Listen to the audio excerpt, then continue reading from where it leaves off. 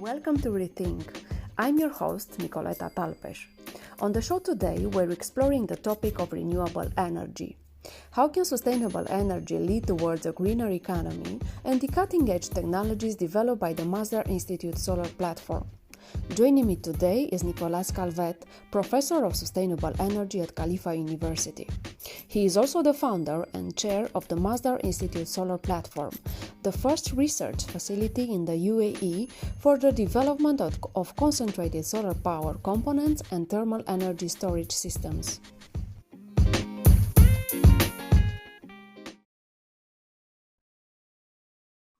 Nicolas Calvet, welcome to ReThink. You are the co-founder and chair of the Masdar Institute Solar Platform. And for that, I suggest we use this part of our interview explaining what is this platform actually.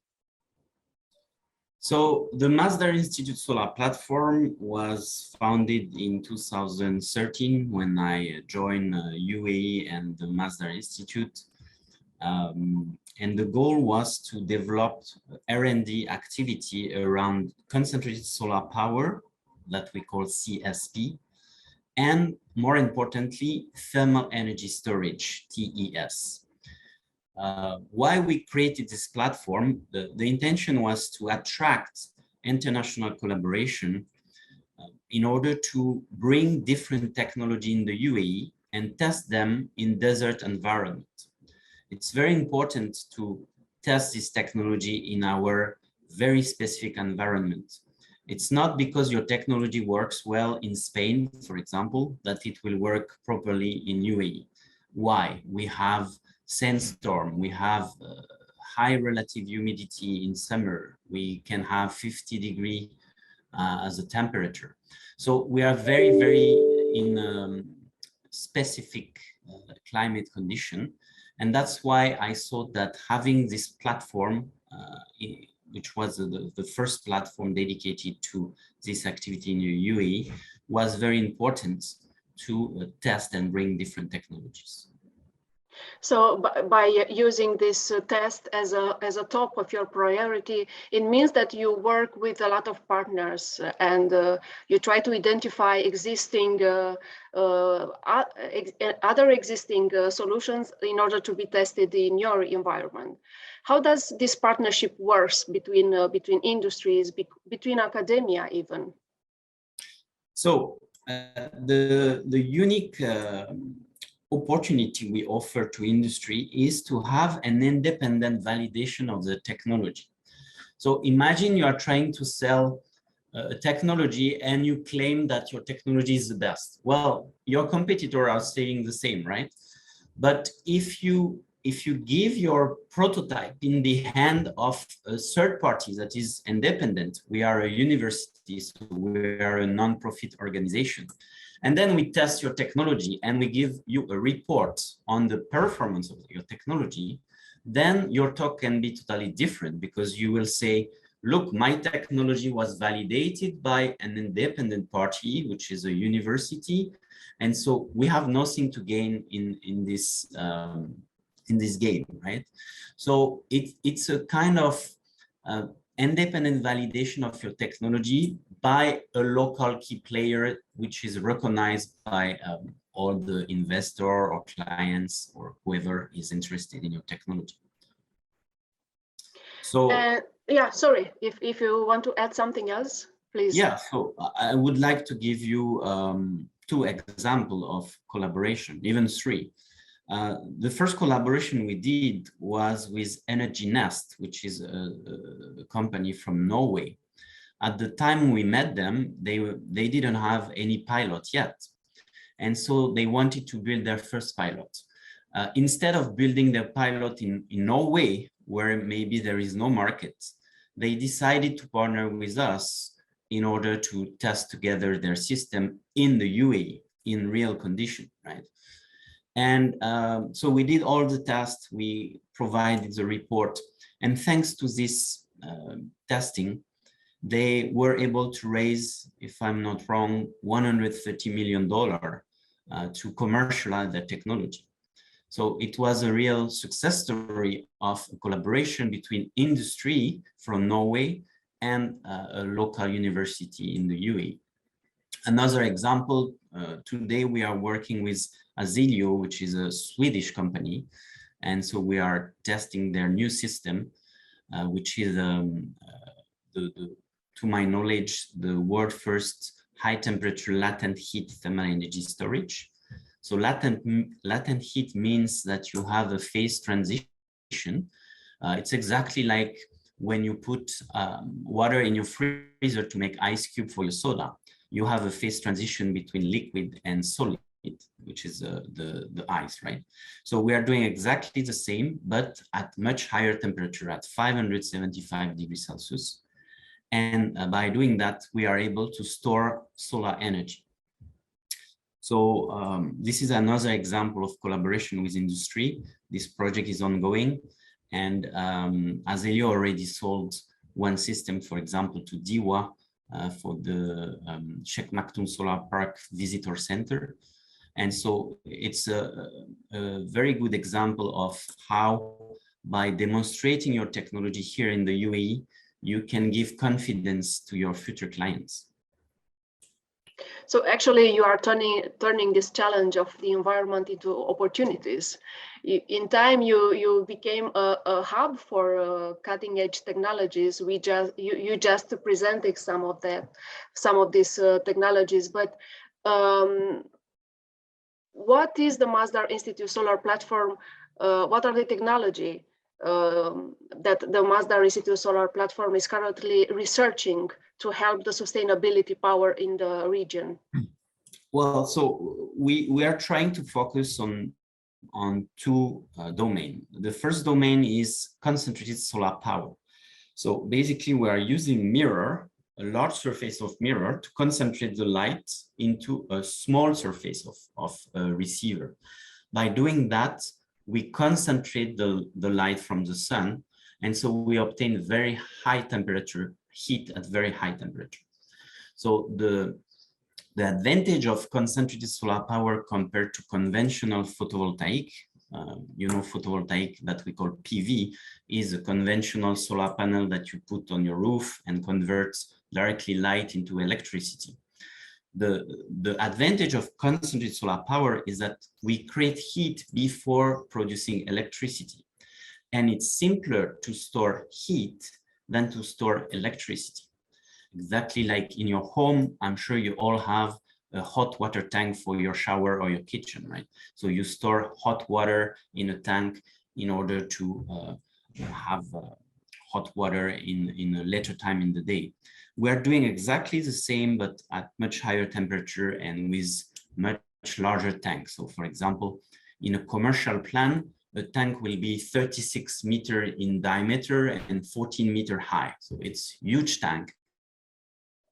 But we are using, yes, please. we are using this kind of material, molten salt. So it's nitrate salt that we use usually in agriculture as fertilizer.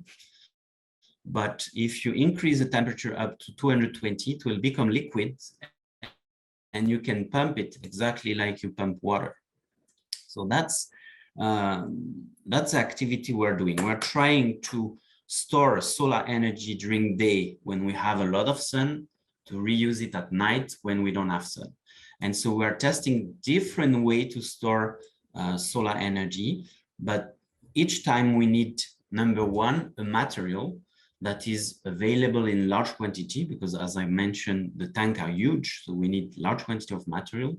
And of course, this material should withstand very high temperature, and this material should be affordable because we try to make the system cost effective.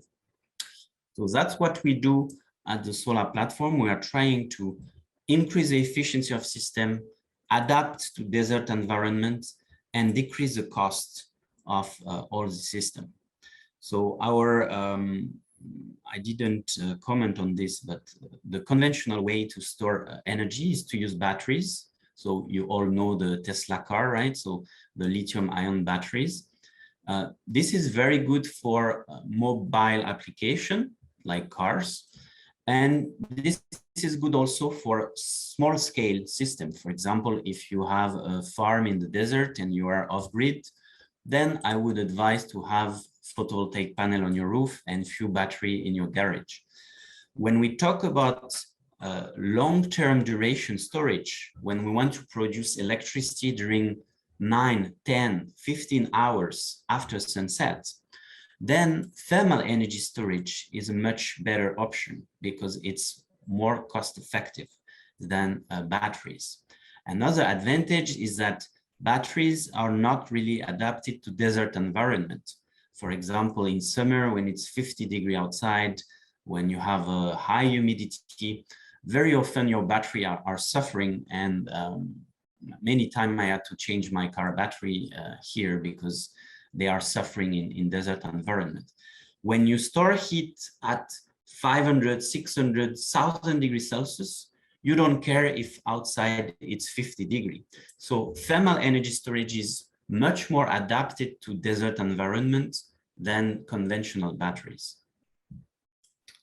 It's clear that sustainable energy is central to a green economy.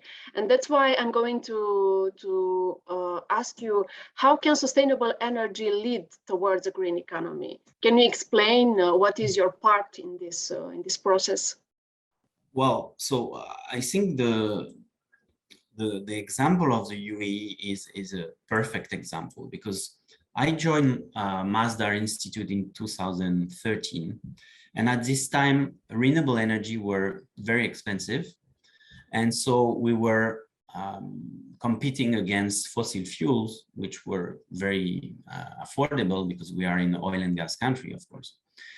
And with time, we have seen the cost of renewable energy decreasing till reaching the level of fossil fuel, which was a breakthrough at this time. So renewable energy became cost competitive with fossil fuel. And recently in April 2020, we got a new world record in Abu Dhabi of $1.35 a kilowatt hour for solar PV, which means that today, solar energy in the UAE is the cheapest way to produce electricity, including fossil fuel. So when I joined Masdar Institute in 2013, we knew that this will happen one day, because by investing and diversifying your economy, so UAE decided to diversify the economy by investing, for example, in Masdar initiative. We knew that this time will come, and we have seen, for example, the cost, of course, decreasing, but the installed capacity of solar energy in the world was multiplied by 7 from 2013 to the end of 2020. So all this create a momentum around renewable energy. And so the UAE government decided to commit on 44% of renewable energy in their total energy mix by 2050, which means that if you had the 6% of nuclear that we will have, 50% of our total energy in the grid will come from clean energy.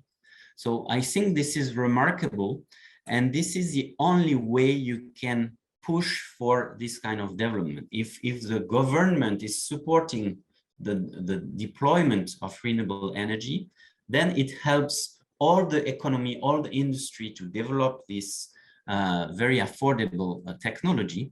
And that's how you make the price goes down. Does that answer your question? Yes, yes, thank you. It answers actually two of my questions, because yes, the region has its net zero by 2050 strategy. So it's clear that your part is very important in this, in reaching this goal.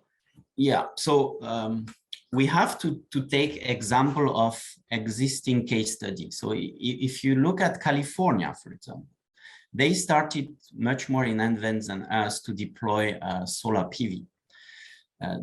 They face a problem today because most of their energy during the day is coming from solar. Solar is intermittent.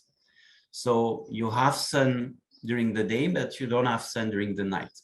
So usually if you look at the electricity demand on the grid, you have what we call a camel curve. You have two peaks, one in the middle of the day when all the industry is producing, and one in the evening when everybody goes back home and switch on the light. So when you produce with solar PV without storage, you will match the first peak in the middle of the day. And so you will start to shave this peak. And instead of having a camel, you will obtain what we call the duck curve, because it looks like a duck.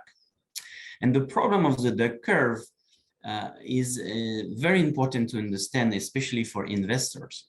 If you invest in PV in California today, you are losing your money because nobody needs this energy in the middle of the day.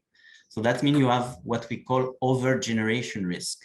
The electricity you produce has no value because nobody needs it. And as you know, if you produce electricity and inject it to the grid, somebody has to consume it somewhere.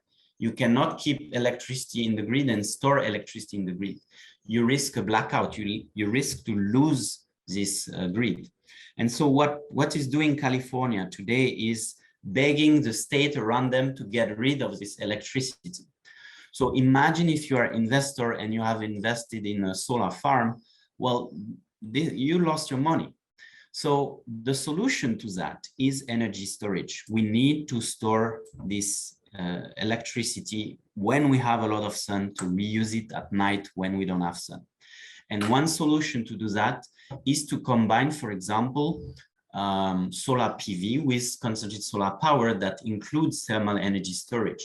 So you use PV during the day when you need it because it's cheap, but you store one part of energy in energy storage to discharge at night when you have the second peak of the camel, right?